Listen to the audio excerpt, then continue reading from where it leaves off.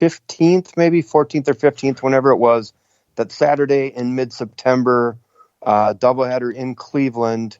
Yeah. And they rolled with, 2 bullpen games. And I think they only gave up a total of 2 runs all day in the sweep. And I do wonder if that didn't give the organization that false sense of security that you alluded to. But I definitely feel like fans and the Twins fan base, based on 18 innings, totally bought into that and found it to be acceptable. And when kind of in hindsight now, it's easy to say, but it's crazy to me that you get that there was any sense that you could start the guy that's supposed to be your ace on Friday and then not really have anything more than a bullpen to turn to for game 2. That's just, to me, that's an absolute recipe for disaster in the postseason, especially against the Yankees. Well, and I'm not a baseball guy per se, but if you have to start Odorizzi in game 3 because you want to try and get it to game 4 no matter what, if you get to that point, then if that's true, if he's locked in game 3, then could you reverse the starters from games 1 and 2? That if if you like your pen and you think they can get you a win in game 2, then why couldn't they get you a win in game 1? But then if they don't, then you've got your nominal ace going in game 2 in Barrios. Right. But I don't know. I mean, whatever. At this point, it's academic, right? But especially because Barrios may be the only starter that they have on the roster, right? At this point, going into next year. But I guess the larger picture question is that rookie manager out, over or underthinking it, in your opinion, in terms of Rocco? On one hand, I think they did maybe overthink it a little bit, but I will say that I love these sorts of debates, and you don't have this sort of banter really in any other sport, just because there is so much strategy behind baseball. So I love that aspect of it. We wouldn't be talking about this if this was a Vikings game or a hockey game. I'm not going to say a wild playoff game, but a hockey game. Yeah, I mean, all right. So let's talk about curses. And my point here on the curse, and Mike, you kind of alluded to it though, is that no matter what they said, I think the narrative became, because the all but maybe one of these guys hadn't yet lost to the Yankees in a Twins uniform in the playoffs, they didn't have to wear that history and that and we, look, Mike, you and I talked about it. We bought into that, right? But I think what dawned on me as I watched another Yankees domination in the playoffs was that I thought of the Red Sox and the Cubs, and how many iterations of those teams came and went while they were still under the overall yoke of their respective curses, Babe and Billy Goat, right? And I think that's the piece that I might have been blocking out earlier when I was agreeing that those guys had no reason to carry that torch or that mantle.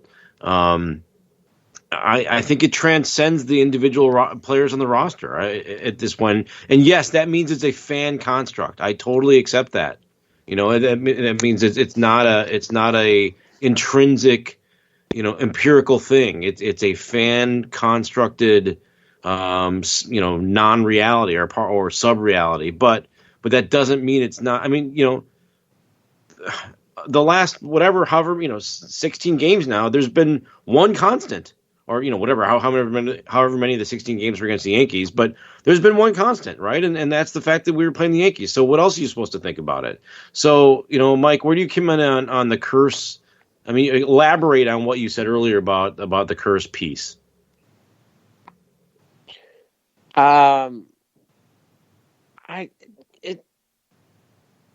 It It's hard. I mean, I feel all Minnesota sports are cursed personally right now. But you do. I mean, you just look at Game 3, bases loaded, no outs, and you walk away with nothing. Yes. Like, I mean, it just how does it happen?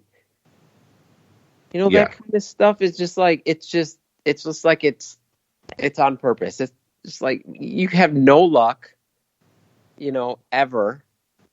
And I don't know. And in that inning, and it kind of came around to this about, I don't know, mid-July or August. If I needed one guy to put the bat on the ball and get a base hit in a clutch situation, one of the two guys that I would want out there, the first one would be Arise. Right. The other one would be Marwin Gonzalez. And holy cow, he's the last guy I would have expected to swing and miss at strike 3 on a breaking ball 2 feet outside. Yeah. Yeah. No, I mean, just, yes. And, you know, we also, the other observation from Game 3, I firmly believe, you know, you make your luck, right? Like in hockey, you make your puck luck by working hard and doing the right things, and then you get the bounces, right? But finally in Game 3, we saw some plate discipline. We saw some, you know, Eddie had a good game at the plate, you know, whatever. And they were making good contact, but they hit every single ball at a Yankees player except the Eddie's home run ball, right? I mean, how many of those balls that they tagged were directly at a guy, right? And all game long, and then at the end of the game, you know, whatever Curly Mayberry, whatever his name is, who's you know the definition of a defensive specialist replacement, hits one out of the park. It's unbelievable. So you know that's where. Can you blame people? I can't blame anybody at this point, any Twins fan, for feeling like their team or their teams, like Mike said, are cursed. I mean, why, how could you blame somebody for thinking that based on the collective experience or the individual experience of any of these any one of these teams? You can't. And with the Yankees, it's kind of, at least from a fan standpoint, it's kind of to the point where we're waiting for something, you know, we're waiting for that other shoe to drop, even if the Twins get an early lead or some good things are happening. It's like we're kind of sitting there waiting, and it's like when the Yankees do shift the momentum, it's like, oh, here we go again. Well, and did we put the thought in their head by it being a story enough that that's all they got asked about before the series started? Did you know? You wonder if we put the thought in their head. But you know, on the other hand, they've been hearing about that every time they play the Yankees during the regular season, I guess. So I don't want to say that that's the case. Right. I mean, I mean, I know there's truth to all rumors, but you know, I mean, okay, I don't know. Diggs. Yeah. I don't know. Whatever. Regardless, the bottom line is the New York Yankees absolutely own the Minnesota Twins at this point, and will until the Minnesota Twins can. And I really think can beat them in the playoffs. It's if they take 5 of 6 from the Yankees in the regular season, it still won't matter until they beat them in the playoffs. Right. And in games 1 and 2. I mean, the Twins pitchers gave up way too many walks. I mean, it was crazy. I don't know I thought I heard something like they had 15 walks in the first 15 innings. I mean, you cannot do that in the playoffs, you know, because obviously you're not facing the Royals or the or the Tigers. You got to play clean baseball, and I think. I don't know. I'm not going to be able to cite any stats or anything, but it seems like the Twins really got away from playing clean, tight, disciplined baseball in the field in the second half of the season. Yeah. And then, in the playoffs, just sloppiness. Game 1, they failed to convert a double play that they should make. Game 3 starts out with catcher's interference and yeah. And then a wild pitch. It's like you can't have those things happen in the postseason. And I hate, all of these fancy stats that kind of minimize defense or, just playing clean baseball. Right. Well, okay, so it sucked. It was a very Minnesota ending. Unfortunately, because it was a very non-Minnesota regular season in that it was a lot of fun. I mean, that was as fun as a 15-1 Viking season in my mind. And as far as enjoying a season when it was you knew that at some point, or you just had a very strong feeling that at some point they were going to figure out a way to win it, if not right away, and they 101 games. That's pretty awesome. So let's look forward a little bit. One of the things I heard today, and we're recording here on Wednesday evening. First place, it is being reported all over the place, and to nobody's surprise, that the Twins are indeed going to pick up the $12 million option for Nelson Cruz for next season. I think this is well. The risk is that it ends up being Eric Stahl, but I don't know. I kind of it's a different usage, right? I mean, Stahl's asked to be the number one center enough that, and Cruz is only asked to be the DH all the time. Unless they're in a National League park, in which case he's asked to sit on the bench and impart wisdom, I guess. So it's not the same kind of reliance from a performance perspective in that way. But more than the Bombas, if he can help, Sano become a professional and realize his full potential, then I don't care if he hits 0 home runs next year, that kind of thing.